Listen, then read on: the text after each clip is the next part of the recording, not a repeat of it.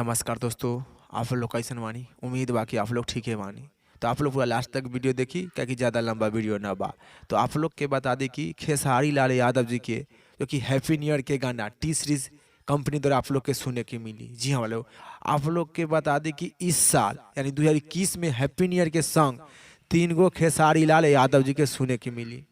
जी हाँ जो कि 1 से 2 गाना के जो कि रिकॉर्डिंग भी पूरा कर लिया गया है, जो कि हैप्पी न्यू ईयर के गाना खेसारी लाल यादव जी के। तो आप लोग के अब जो कि रिलीज किया जाएगा, तो आप लोग के बीच में रिपोर्ट लेकर हाजिर। तो आप लोग इंतजार के खत्म घड़ी खत्म हो गई बा। आप लोग के 1 से 2 दिन में हैप्पी न्यू ईयर के गाना खेसारी लाल यादव जी के सुनने के मिलेगा। अभी कंपनी के कौन कंपनी से आई वो अभी कोई भी खुलासा नहीं किया गया है। एक कंपनी के तक खुलासा कर दिया गया जो कि टी सीरीज से आप लोग के सुनने के और देखे की मिली। तो इस रिपोर्ट के बारे में का राय बा, का विचार बा, आप लोग जरूर नीचे कमेंट बॉक्स में बतलाएं। फिलहाल में इतने फिर से मिलेंगे अगले वीडियो में।